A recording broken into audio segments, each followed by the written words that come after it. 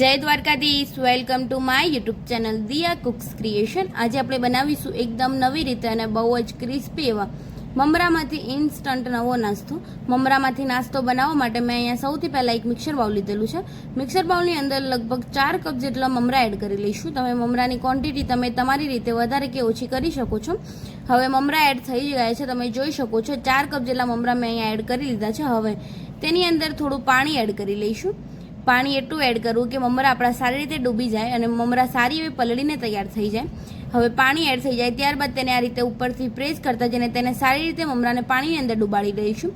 અને હવે તમે થોડીક વાર પછી તમે જોઈ શકો છો મમરા આપણા સારી રીતે પલળીને એકદમ સોફ્ટ એવા તૈયાર થઈ ગયા છે।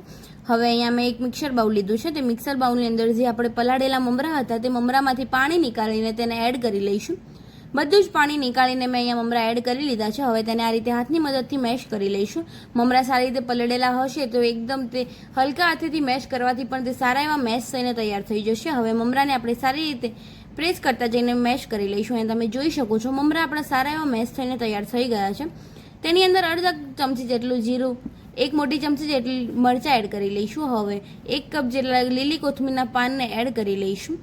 હવે તેની અંદર અડધા કપ જેટલો ચોખાનો લોટ એડ કરી લઈશું। ચોખાનો લોટ એડ કરવાથી જે નાસ્તો બનાવવાનો છે તે એકદમ ક્રિસ્પીઓ તૈયાર થશે। હવે તેની અંદર ટેસ્ટ પ્રમાણે મીઠું એડ કરી તેને બરાબર સારી રીતે મિક્સ કરી લઈશું, જેથી કરીને તેની અંદર સારું એવું બાઇન્ડિંગ આવી જાય અને મસાલા પણ સારા એવા લોટની અંદર મિક્સ થઈ જશે।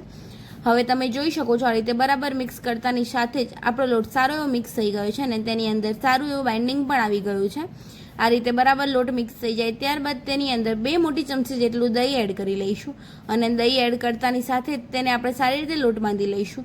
જરૂર લાગે તો તમે તેની અંદર થોડું દહીં એડ કરતા જઈને તેનો લોટ બાંધી લઈશું, પરંતુ અહીંયા મેં પાણીનો ઉપયોગ નથી કરેલો।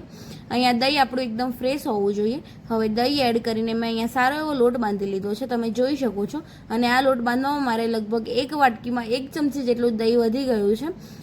હવે મેં અહીંયા તેને સેલો ફ્રાય કરવા માટે આ રીતે ફ્લેટ પેનની અંદર તેલ ગરમ કરવા મૂકી દીધું છે। તેલ ગરમ થાય ત્યાર સુધી અહીંયા જે લોટ બાંધેલો છે તેની અંદરથી વડા કરવા આ રીતે હાથ ઉપર તેલ ગ્રીસ કરી લઈશું અને તેની અંદરથી આ રીતે મોટી સાઈઝનું લોહી લઈ લઈશું અને તેને આ રીતે બરાબર ગોળ શેપની અંદર ક્રિએટ કરી લઈશું। 2 હાથની મદદથી તેને સારી રીતે લોહી બનાવી લઈશું અને તેની અંદર આ રીતે આંગળીની મદદથી હોલ કરી દઈશું। અને તમે જોઈ શકો છો અહીંયા મેં મેદુ વડાની શેપની અંદર સારો એવો નાસ્તો બનાવીને તૈયાર કરી લીધો છે। હવે અહીંયા બીજું પણ હું તમને બતાવું તો ત્યારે જોઈ શકો છો આ રીતે નાની સાઈઝનું લોહી 2 હાથની મદદથી ગોળ કરી લઈશું અને તેની વચ્ચે હોલ કરતા જઈને તેને સારી રીતે નાસ્તો બનાવી લઈશું। તમે જોઈ શકો છો આ રીતે મેં નાસ્તા બનાવી લીધો છે। હવે સેમ પ્રોસેસથી આપણે બીજા પણ વડાને તૈયાર કરી લઈશું। આ રીતે વચ્ચે હોલ કરતા ન ફાવે તો તમે તેને સિમ્પલ પણ વડા બનાવી શકો છો, પરંતુ હોલ કરવાથી આપણા વડાની જે થિકનેસ છે તે હોલના લીધે એકદમ સારા એવા ફ્રાય થઈને તૈયાર થઈ જશે।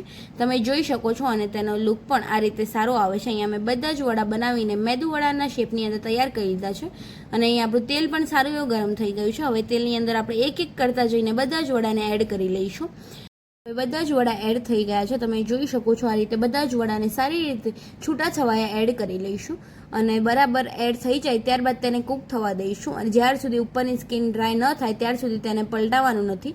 હવે ઉપરથી થોડા કૂક થઈ જાય ત્યારબાદ તેને આપણે પલટાવીને નીચેની સાઈડથી પણ કૂક કરી લઈશું। તમે જોઈ શકો છો આ રીતે તેને પલટાવતા જઈને સારી રીતે ક્રિસ્પી કૂક કરી લઈશું। હવે તમે જોઈ શકો છો થોડીક વાર પછી ફરી તેને પલટાવતા જઈને સારી રીતે ગોલ્ડન બ્રાઉન ન થાય એટલે કે ક્રિસ્પી ન થાય ત્યાર સુધી તેને પલટાવતા જઈને કૂક કરી લઈશું। તમે અહીંયા સેલો ફ્રાય ન ફાવે તો તમે તેને ડીપ ફ્રાય પણ કરી શકો છો। આ રીતે 3 થી 4 મિનિટમાં મેં એકદમ ક્રિસ્પી એવા વડા બનાવીને તૈયાર કરી લીધા છે। તમે જોઈ શકો છો તેને આ રીતે મોટા જારાની અંદર એડ કરી લઈશું અને તેને બરાબર સારી રીતે તેલની અંદરથી બહાર નીકાળી તેને એકદમ ડ્રાય એવા તૈયાર કરી લઈશું।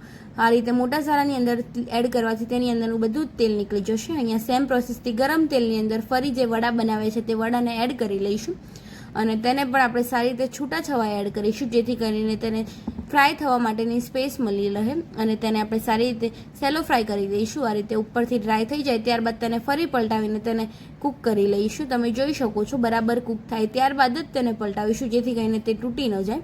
હવે આ રીતે તેને પલટાવતા જઈને સારી રીતે ક્રિસ્પી અને ગોલ્ડન બ્રાઉન થાય ત્યાર સુધી તેને ફ્રાય કરી લઈશું। તમે જોઈ શકો છો આ રીતે બધા જ વડાને મેં પલટાવીને સારા એવા કૂક કરી લીધા છે। લગભગ 3 થી 4 મિનિટમાં સારા એવા ગોલ્ડન બ્રાઉન અને ક્રિસ્પી તૈયાર થઈ ગયા છે. તેને મોટા સારાની અંદર એડ કરી લઈશું, જેથી કરીને તેની અંદરનું બધું જ તેલ નીકળી જાય અને તે એકદમ તેલ વગરના એટલે એકદમ ડ્રાય એવા તૈયાર થઈ જાય. તમે જોઈ શકો છો આ રીતે તેની અંદરનું બધું જ તેલ નીકાળી લઈશું. અને અહીંયા લગભગ મેં બધા જ વડા ફ્રાય કરીને તૈયાર કરી લીધા છે. અહીંયા મારે 4 કપ મમરાની અંદર 17 થી 18 વડા બનીને તૈયાર થઈ ગયા છે. તમને હું તોડીને બતાવું તો તમે જોઈ શકો છો બહારથી એકદમ ક્રિસ્પી અને અંદરથી બહુ જ સ્પોન્જી અને જાળીદાર તૈયાર થયા છે. હવે તેને આપણે સર્વિંગ પ્લેટની અંદર સર્વ કરી દઈશું.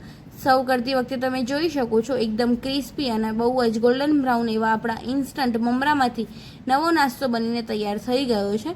તેને મેં અહીંયા સોસ સાથે સર્વ કરેલું છે. તમારે સોસ ન ભાવે તો તમે તેને ગ્રીન ચટણી કે ખજૂર આમલીની મીઠી ચટણી સાથે પણ સર્વ કરી શકો છો.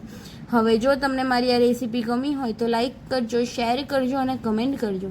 કમેન્ટ બોક્સમાં જો મને જરૂર બતાવજો કેવી લાગી મારી આ રેસીપી. અને હા, મારી ચેનલ પર જો નવા હોય તો ચેનલને સબસ્ક્રાઈબ કરી દેજો અને બેલ આઇકન જરૂર દબાવજો, જેથી કરીને મારી અવનવી રેસીપી તમને સૌથી પહેલાં જોવા મળે. જો તમે મારી રેસીપી ફેસબુક પેજ પરથી જોતા હોય તો મારા ફેસબુક પેજને પણ ફોલો કરી દેજો અને વિડીયોને લાઇક કરી દેજો. મળીએ કોઈ નવી રેસીપી સાથે. ત્યાર સુધી બધાને જય દ્વારકાધીશ, જય શ્રી કૃષ્ણ.